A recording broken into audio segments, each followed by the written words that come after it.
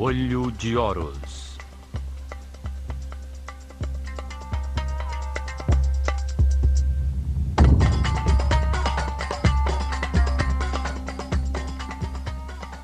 Sétima parte. Dendera, o amanhecer da astronomia.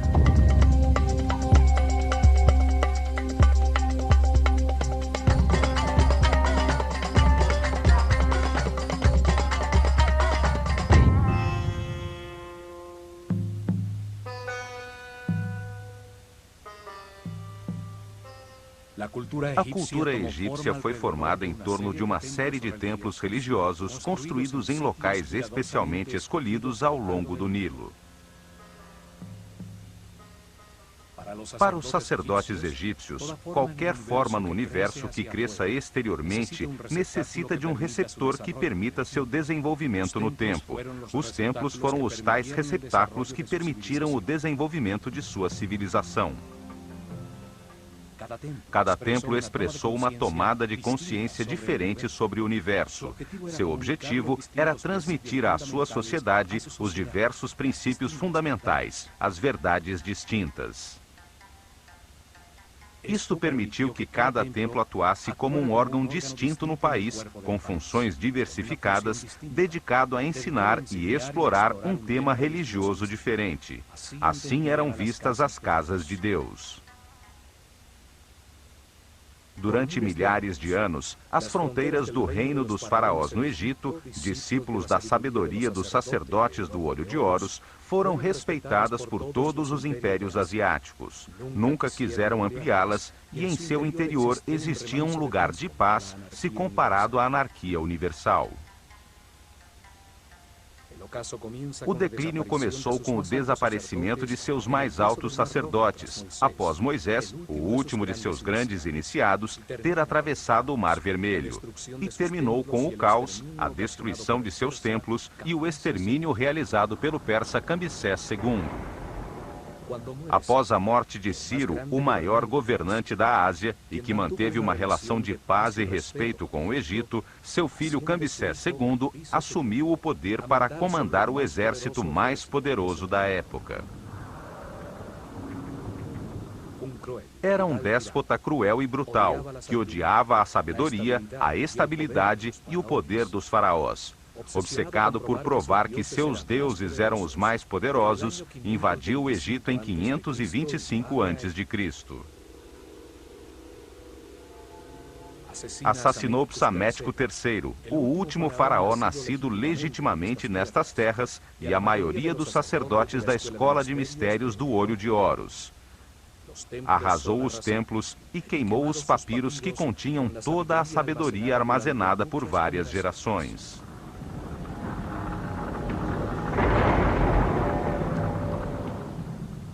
O conhecimento se converteu em escuridão, e a antiga sabedoria egípcia desapareceu junto com seus altos sacerdotes. Cambyses II estabeleceu uma cruel servidão que duraria 200 anos, até a chegada de Alexandre o Grande em 322 a.C., recebido como salvador pelos egípcios.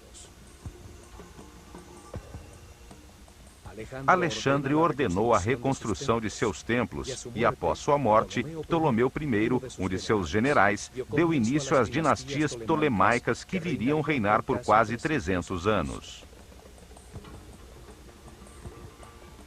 O templo dedicado a Hathor, que já existia em Dendera desde 5.400 a.C., foi reconstruído pelos reis macedônios como um método piedoso para legitimar o seu poder.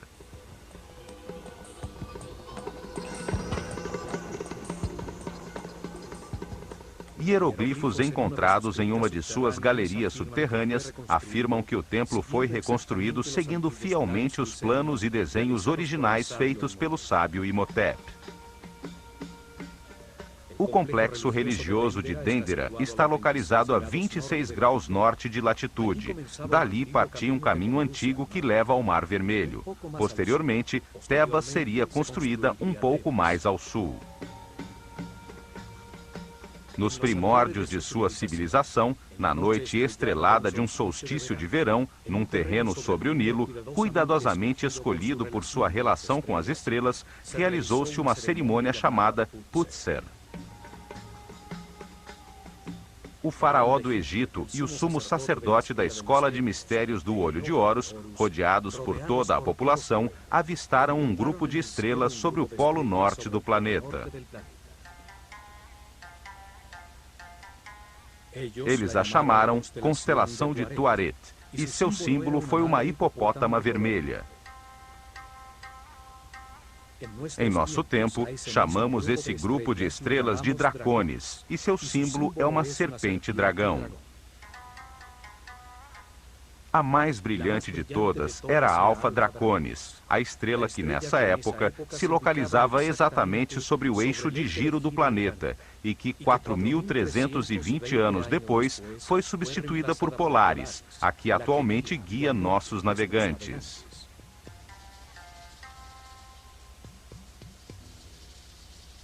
O avanço do sistema solar em seu giro ao redor do centro da galáxia determina que durante esse ciclo de 25.920 anos, 6 estrelas diferentes brilhem sobre o polo. A estrela sobre o polo representava a força materna fundamental, geradora da substância que permitiu o desenvolvimento da vida no universo, o princípio feminino que foi chamado de Hathor e a quem foi dedicado esse templo. O faraó e o sumo sacerdote estenderam uma corda entre duas estacas, orientando-a exatamente para Alfa Draconis. A sacerdotisa do templo pregou as estacas com um martelo de ouro, definindo assim o eixo do templo, a coluna vertebral que daria organização a seus santuários. Colocaram as pedras dos 4 cantos que determinaram os limites do muro protetor do complexo, uma muralha elevada que mantinha afastado o inimigo da vida, o qual desejava perpetuar-se. Colocaram sua porta principal voltada para o norte, a última de uma série de pórticos que vinham do Sancta Sanctorum do Templo de Hathor e demarcavam o segmento do céu por onde Alfa Draconis aparecia, facilitando a sua localização à noite para registrar sistematicamente seus movimentos. Nessa mesma noite, olhando na direção leste, encontraram também outra estrela a 90 graus da anterior, a que chamaram de Sírio, e que era o símbolo de Ísis no céu. Assim, localizaram o eixo de um segundo templo que determinou a segunda porta do complexo. A porta do templo de Ísis demarcava o setor do céu por onde ascendia a estrela Sírio e onde aparecia o sol em 21 de junho, dia do solstício de verão. O templo cresceu em seu interior, enquanto os sacerdotes registravam os movimentos das estrelas e estudavam os processos impulsionados pela sua energia, inscrevendo em seus muros as conclusões a que chegaram sobre esse tema sagrado. Sírio, o símbolo de Ísis, era chamada de estrela-cachorro, pois seguia a constelação de Órion, personificação de Osíris no céu. Após estar escondida no horizonte por 120 dias, marcava com sua aparição o momento das cheias do Nilo.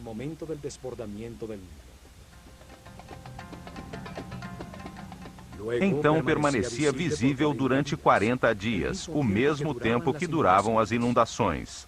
Esta correlação fez com que Sírio se tornasse muito importante para a vida do país, que dividia o ano em 3 estações, chamadas de tétrames, que eram determinadas pelas enchentes do Nilo. As festividades do ano começavam com a cheia do Nilo, e Sírio marcava com sua reaparição no céu esta importante data. Quando a estrela desaparecia, o rio recuperava seus níveis normais. O calendário e a sincronização da vida egípcia com o sol e as estrelas era tão importante que o faraó do Egito, ao assumir suas funções, deveria jurar que nunca alteraria as datas do calendário. No entanto, o dia em que Sírio reaparecia no céu dependia da latitude do templo onde era esperada, pois na Elefantine do Sul se via a estrela 7 dias antes do que na Bubastes do Norte. Por esta razão, os sacerdotes também usavam o sol como relógio para determinar a duração do ano, pois o solstício de verão coincidia com a reaparição de Sírio. Em Dendera, frente ao horizonte do templo de Ísis, primeiro Sírio ascendia no céu e depois o sol aparecia. Ao amanhecer do dia do solstício de verão, Sírio e o Sol marcavam em um relógio cósmico o início do Ano Novo Egípcio. Em uma cerimônia no terraço deste templo, era acendido o fogo novo para todo o país.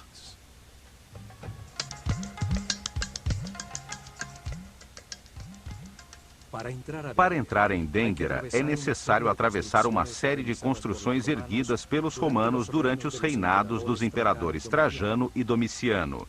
Uma série de quiosques de cada lado demarcam o pórtico norte, embutido nos muros que protegiam o lugar.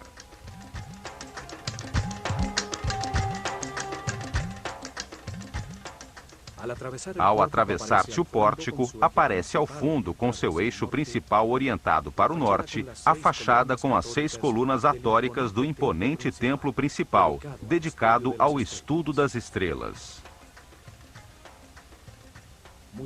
Muito perto da entrada do complexo, encontra-se uma capela dedicada ao nascimento de Horus, construída pelos romanos durante o reinado do imperador Augusto. Aqui era celebrado o momento da iluminação, quando Ísis dava à luz, simbolicamente, o filho de Osíris. Em seus muros estão talhadas as cenas de amor de Ísis e Osíris, o nascimento e a apresentação do menino e a cena deste na roda da olaria, quando Deus lhe dá sua forma material.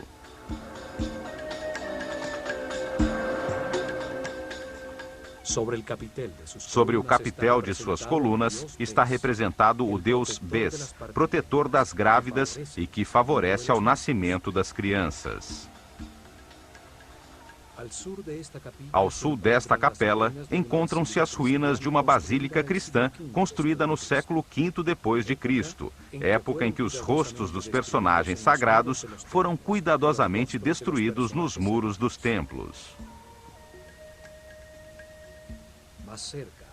Mais próximo ao templo principal surgem as ruínas de um sanatório, onde se internavam os doentes que vinham ao templo de Hathor em busca de cura. Os sacerdotes do templo usavam seus conhecimentos de medicina para ajudar ao povo no plano material. Hathor, a força feminina multiplicadora da vida, era reverenciada como uma figura compassiva. O povo percorria grandes distâncias para orar em seu templo, banhar-se em suas piscinas sagradas e receber os remédios e cuidados de que necessitavam. O complexo de Dendera podia abrigar milhares de pessoas, e no interior de seus muros existia outra série de construções que reunia padarias, cervejarias, cozinhas, armazéns, silos, as dependências dos sacerdotes e iniciados, em centenas de abóbadas como esta localizada em Tebas.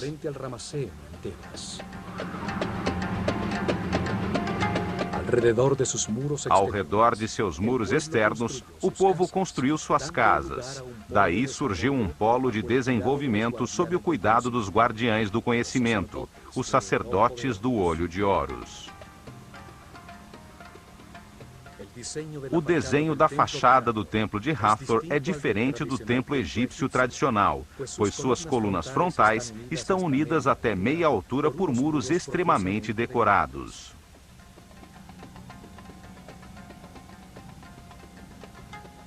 Seu acesso se faz através das 18 colunas do Salão da Vida, que sustentam um elevadíssimo céu raso, totalmente talhado com informações sobre os astros e seus movimentos, sendo a abóbada deste céu sustentada simbolicamente pelas colunas de Hathor.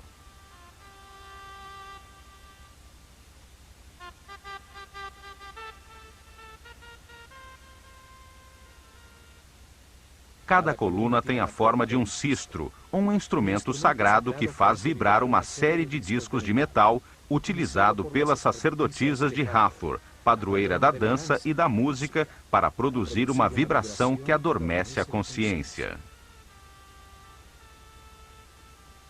No alto, o capitel está formado por 4 rostos de Hathor talhados, cada um olhando a um ponto cardial, simbolizando que sua força pode ser sentida em todas as partes do mundo. Seus olhos de serpente e suas orelhas de vaca, símbolo da maternidade e da nutrição, formam uma imagem quase extraterrestre, associada em inúmeras lendas ao planeta Vênus. O templo foi encontrado em excelente estado pelas tropas de Napoleão, por ter ficado sepultado sob areia por milhares de anos. Converteu-se em refúgio para as tribos nômades que, com suas fogueiras, defumaram as cores do belo céu raso. No céu raso deste grande salão, os últimos sacerdotes de Dendera talharam as tábuas astronômicas que ainda conservavam, produzidas por várias gerações de sacerdotes, de forma a impedir que este conhecimento desaparecesse para sempre. Todas as constelações que formam os signos do zodíaco aparecem representadas em suas barcas simbólicas, com imagens do Nut, o símbolo dos céus, que devorava o sol todas as noites para que renascesse ao amanhecer.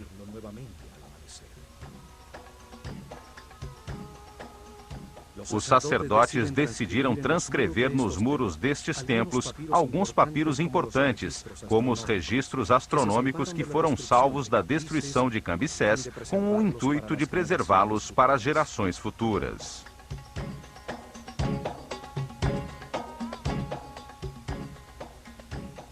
Neste salão, chamado de A Casa da Vida, os escribas trabalhavam nos papiros sagrados, nos tratados teológicos, nas orações dos rituais, nas tabelas de registros astronômicos.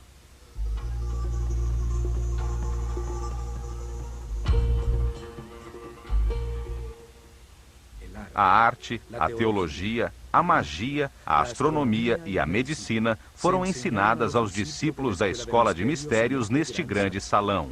Aqui foi registrada a mudança regular e sistemática das constelações circumpolares para acompanhar a precessão dos equinócios. Atravessando o altíssimo salão, chega-se ao Salão das Aparições, uma câmara mais baixa sustentada por 6 colunas, de onde surgia da penumbra de seu santuário a brilhante estátua dourada da deusa Hathor, ao sair para cerimônias religiosas e procissões. Na sua parte superior, encontram-se as capelas dedicadas a Osíris, o símbolo do processo de aperfeiçoamento vivido por todo ser humano através da reencarnação, para transmutar em muitas vidas sua animalidade original e se converter em um super-homem. Uma das capelas tem o famoso zodíaco de Dendera, que ilustra como ocorre este processo enquanto o sistema solar dá um giro ao redor da galáxia, e a outra ilustra o mito de Osíris. Em torno deste salão se encontram os 6 salões dos rituais diários. O primeiro guardava os objetos dedicados ao culto. O Salão da Purificação, que tem uma porta que conduz ao lago sagrado, era utilizado ao amanhecer em seus rituais de limpeza. Os templos tinham um lago sagrado, escavado até chegar-se ao nível do lençol de água da região, forrado de pedra e com uma série de escadas que permitiam aos sacerdotes entrar na água para purificar-se antes do início de seu serviço no templo.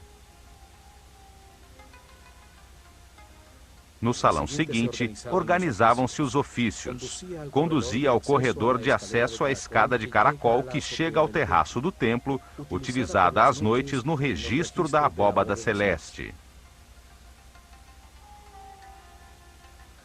Do lado esquerdo, o salão do fundo comunicava-se com o exterior para receber as oferendas que todos os dias o povo levava a seus guias espirituais.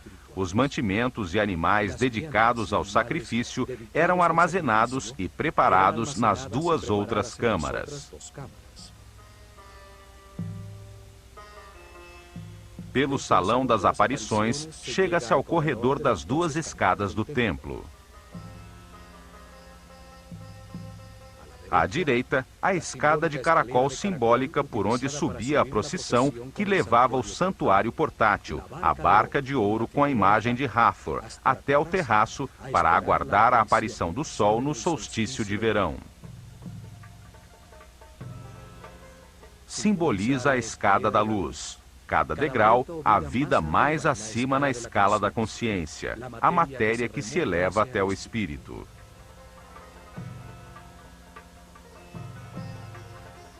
E à esquerda tem-se acesso a uma longa escada reta por onde descia a procissão trazendo o fogo novo.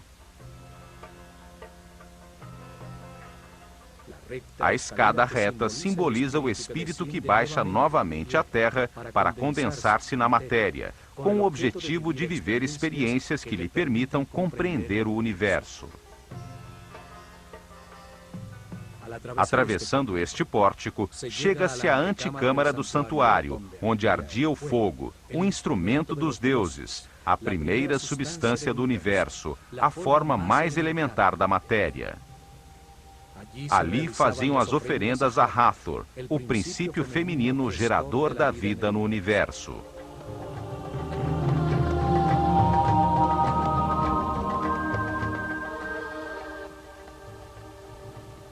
À esquerda deste salão estava a capela onde guardava-se a barca de ouro, o santuário portátil, símbolo do movimento físico do Sol.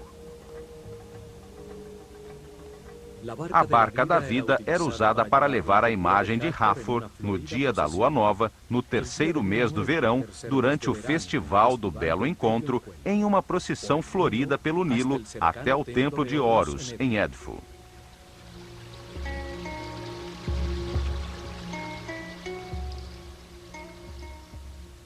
Um espaço aberto sem teto também se comunicava com a antecâmara do santuário. Frente a ele estava a chamada Capela Pura.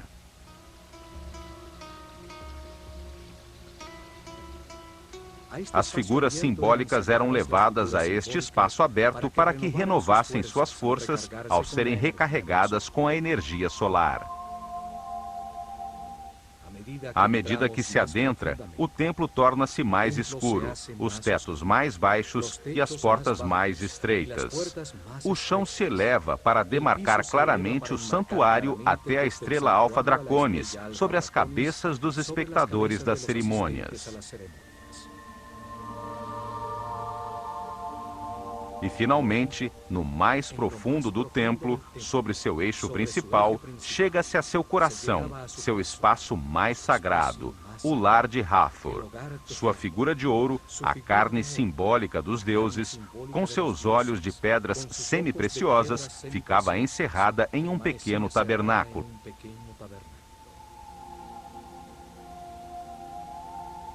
Somente o faraó e os mais altos sacerdotes da escola de mistérios do Olho de Horus podiam entrar aqui após uma intensa cerimônia de purificação com água.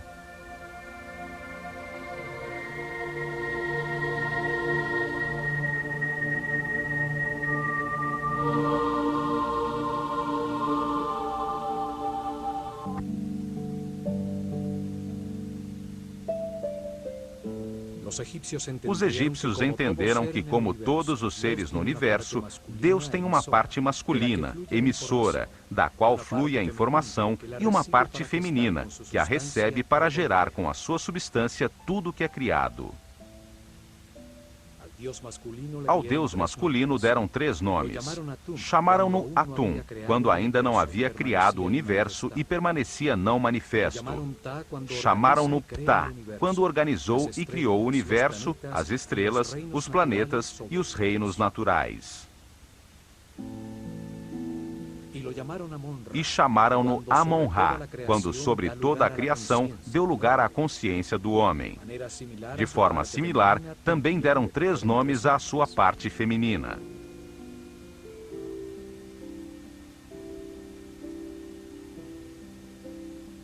Chamaram-na de Nun, quando era apenas uma substância homogênea, virginal, sem forma, em estado de perfeito equilíbrio, o líquido amniótico do universo não manifesto. Chamaram-na Sekhmet, quando se polarizou em 2 forças opostas, que a transformaram em uma substância radiante, em fogo, um princípio multiplicador em movimento que gera Nefertum, o universo que reconcilia e harmoniza temporalmente as forças opostas.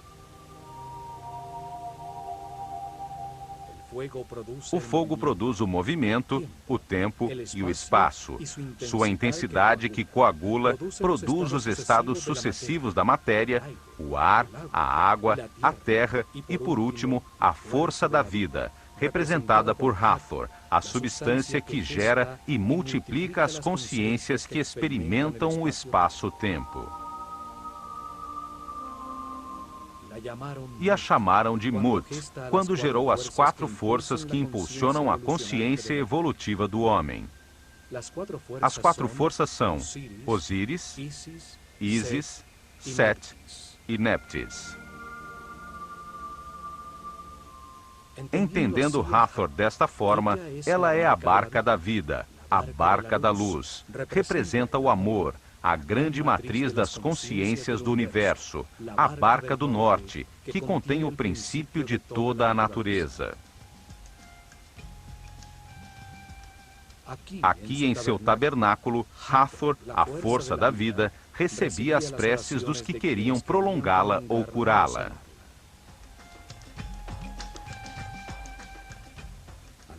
Em torno do seu Sancta Sanctorum, um corredor perimetral aos muros do templo dava acesso a uma série de capelas, espaços sagrados dedicados a todas estas forças fundamentais.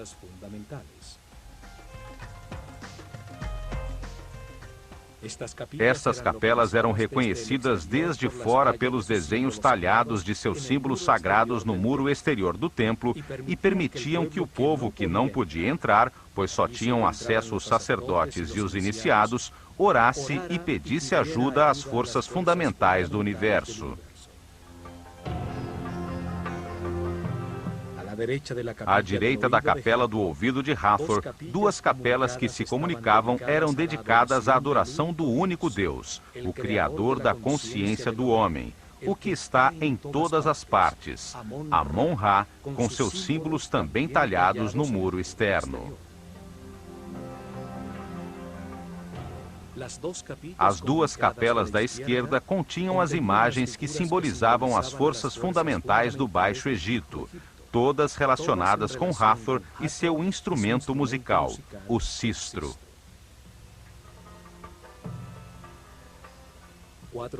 4 santuários à direita, dedicados a Horus, a Sokar, a Ísis e, por último, ao Nomo de Dendera, o patrono ou santo da região do Egito onde se localizava o templo.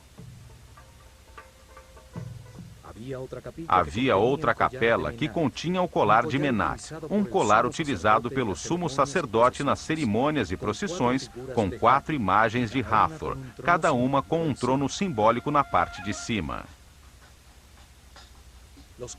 Os 4 tronos representavam os poderes supremos do universo: o amor, a sabedoria, a força infinita da vontade divina e a harmonia.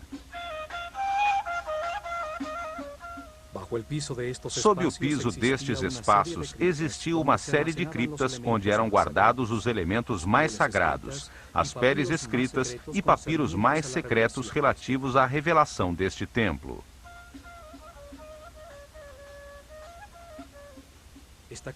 Estas criptas têm uns misteriosos baixos relevos de Horus que sustentam uma espécie de flor com uma serpente em seu interior. Teorias científicas afirmam que se trata das lâmpadas que utilizaram para iluminar suas câmaras e construções sob o solo.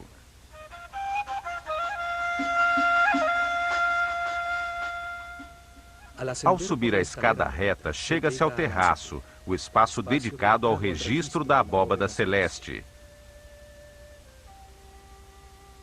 No canto sudoeste do terraço, encontrava-se o quiosque onde os sacerdotes esperavam a aparição das estrelas e a saída do sol no ano novo, que acendia com seus raios o novo fogo.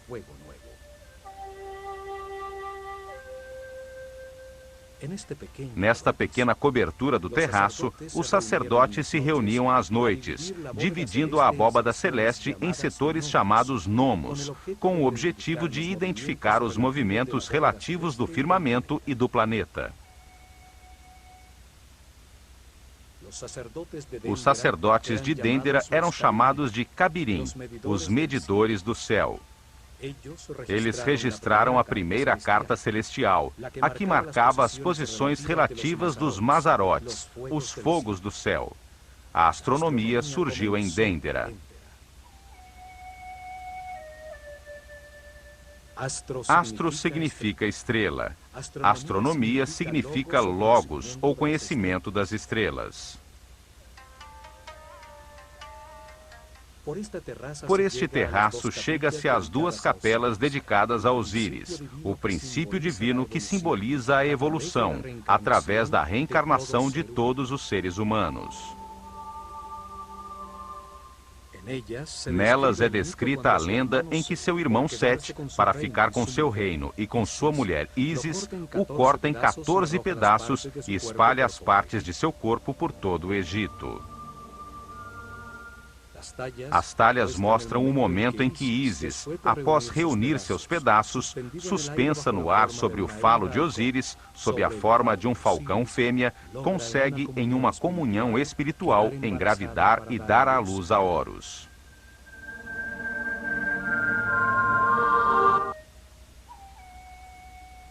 No teto da segunda capela encontra-se o chamado Zodíaco de Dendera, uma imensa lousa de pedra com uma talha da abóbada celeste em torno do Polo Norte, como era visto em 700 a.C., durante o solstício de verão à meia-noite.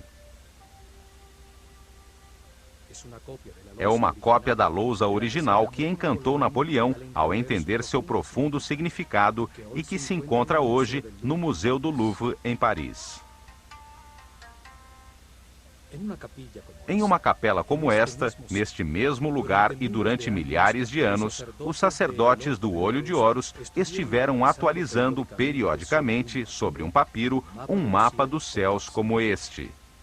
A cada solstício de verão, ano após ano, por milhares de anos, marcavam a posição relativa do sistema solar e da Terra.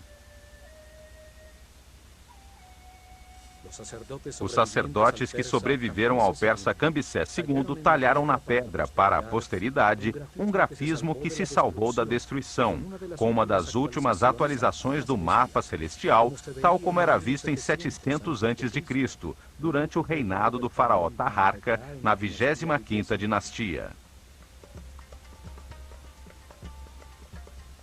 A abóbada celeste é sustentada por 8 imagens de Horus ajoelhado e 4 figuras femininas de Ísis. Um círculo de hieroglifos une esta disposição simétrica. Naquele momento, a abóbada celeste estava pintada de azul, ressaltando as imagens simbólicas. As varas sagradas das 4 figuras marcam um ponto perto do centro da abóbada. Saturno, o pai dos planetas, Júpiter, Marte e Osíris, que representa a constelação de Órion, com sua estrela companheira Sírio, personificação de Ísis no céu. Apontam para os seios de Tuaret, a mãe hipopótama com rabo de crocodilo e patas de leão, que preside a abóbada e que representa a constelação que é chamada hoje de Draco, onde brilhava a estrela Alfa Draconis, exatamente sobre o eixo de rotação do planeta. O eixo do templo está orientado 71 graus e meio para nordeste, a fim de demarcar em seus pórticos o segmento de céu onde aparecia a estrela polar Alfa Draconis, que na abóbada aparece sobre o seio da hipopótama. A seu lado, encontra-se a constelação do Chacal Vermelho, com a estrela Mizar em sua pata dianteira, a representação egípcia da constelação da Ursa Menor, com a estrela que hoje chamamos de Polaris. Alfa Draconis, sob o seio de Tuaret, está fora do ponto central da abóbada, marcando o desequilíbrio necessário para que exista o movimento elíptico do universo, que fará com que a estrela Polaris, que se encontra no centro da abóbada, se situe sobre o eixo do planeta. A estrela polar, ao redor da qual parece girar a abóbada celeste, era muito importante para os egípcios, pois representava a energia sobre o eixo de rotação do planeta, sobre sua coluna vertebral, que organiza os órgãos de todo ser vivo, desde um inseto a um homem ou um planeta. Além disso, durante o reinado de Senéfro, muito antes da construção da Grande Pirâmide, seus sacerdotes haviam profetizado que quando Alfa Draconis fosse substituída por Polaris, chegaria o fim de sua civilização, como descrito no papiro de Nefer-Rohu. O templo de Hathor estava orientado para registrar as constelações situadas em volta do eixo de rotação da Terra, as 6 constelações circumpolares, cuja energia atinge o planeta há muito mais tempo e de forma mais direta que as constelações zodiacais. Em uma época em que o dia e a noite eram como a vida e a morte, o setor do céu sobre o polo, onde as estrelas eram sempre visíveis, contrastando com as que ascendiam e desapareciam, representavam os poderes da escuridão que a luz nascente do sol fazia desaparecer. A escuridão inicial, a mãe escuridão, o espaço vazio, o caos, eram representados por esta hipopótama vermelha. Ao sair da água, os hipopótamos transpiram um líquido vermelho. A água do Nilo, ao transbordar e invadir a terra, tornava-se vermelha devido ao óxido de ferro. O vermelho simbolizava a fonte materna. A seu lado se veem também as outras constelações circumpolares, como a constelação da Pata, com sua estrela Mesquet, hoje denominada constelação de Cefeus, com sua estrela Alfir, e a constelação de Hércules. A partir da estrela sobre o polo, dividiram o céu à sua volta em 12 setores principais, com 30 graus cada um. As constelações de estrelas que continham os decanos, uma série de 36 estrelas muito brilhantes, pelas quais o sistema solar passa em sua viagem pela galáxia. O sistema solar e o homem, ao atravessar cada um dos 12 setores em que as estrelas foram agrupadas, recebia uma influência energética diferente que impulsionava nos espíritos encarnados, em cada momento, um processo diferente de aperfeiçoamento.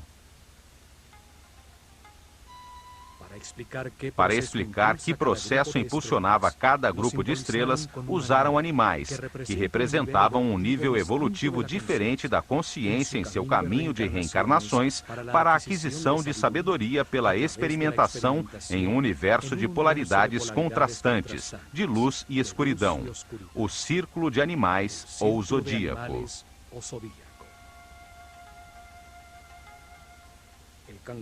O caranguejo de Câncer simboliza o eu sinto, o animal que se retira a seu refúgio de água para digerir o seu alimento espiritual quando a consciência se movimenta de maneira incerta e começa o seu processo evolutivo experimentando os sentidos pela primeira vez.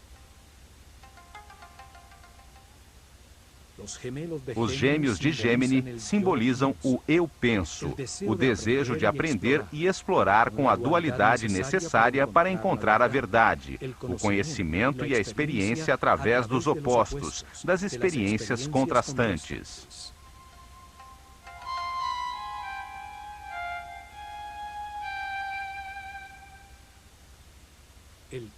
O touro de Taurus desperta a maternidade das fêmeas, impulsiona os processos com o eu tenho, as posses materiais, a raiz que permite à terra receber o poder da vida para dar fruto, a fertilidade.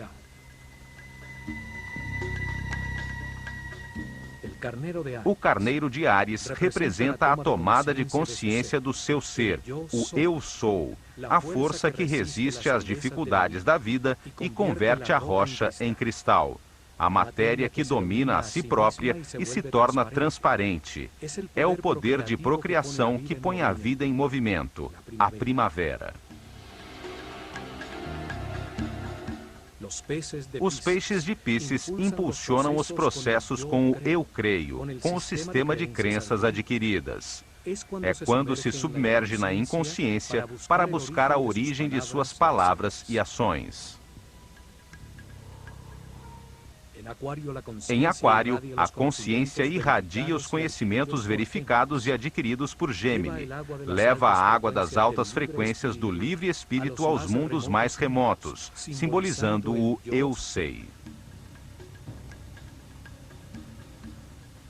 Capricórnio utiliza esses conhecimentos adquiridos, simbolizando o eu uso, para concentrar a matéria até tornar-se transparente.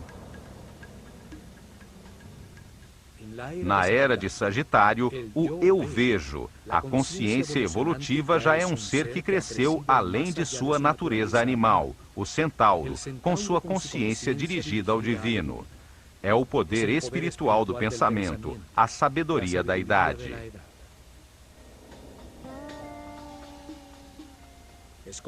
Escorpião simboliza o eu desejo. É o animal que pode se matar com seu próprio veneno. Uma era em que se vivem experiências para entender que o universo é perfeito e que se tem tudo o que é necessário para a felicidade. Não há que se desejar nada. A balança de Libra simboliza o eu equilíbrio. Aprende-se a ceder, a ser flexível ante todas as situações da vida para atingir a harmonia. Todas as experiências são medidas. Conserva-se apenas o que for valioso. Virgem simboliza o eu analiso. É quando se colhe a safra, a maternidade do universo e se vivem processos para aprender a não reagir, a pensar antes de falar. E por fim, Leão, o símbolo do eu posso, o rei dos animais, o grande pai do zodíaco, a força do fogo que verificou todas as verdades, experimentando na própria carne os resultados de suas decisões, em milhões de situações ao longo de muitas reencarnações. Neste ponto, o homem deixa de identificar-se com seus instintos animais, sua consciência deixa de ser um estábulo onde vivem suas paixões descontroladas. Abandona o círculo dos animais. Leão se projeta sobre Câncer, a porta para a escala seguinte do universo, onde, como guia dos processos de outras consciências, serão experimentadas situações de mais responsabilidade, para seguir seu caminho do aperfeiçoamento de volta a Deus. O processo evolutivo está completo quando, ao longo de muitas reencarnações, as 12 energias fundamentais são recebidas e os diferentes processos que elas geram são experimentados.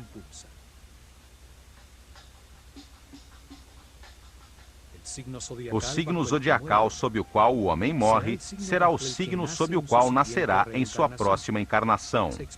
Em cada vida, experimenta diversas personalidades, sob a influência de forças diferentes, à medida em que o Sol avança em seu giro pela abóbada celeste.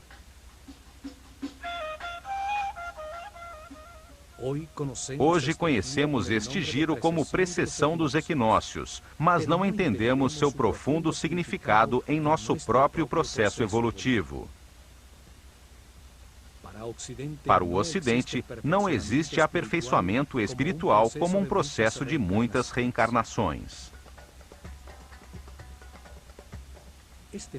Este mapa celestial comprova os conhecimentos astronômicos e filosóficos dos sacerdotes da Escola do Olho de Horus, que entenderam a vida no universo como um processo desenhado por Deus para converter um animal ignorante em um super-homem sábio.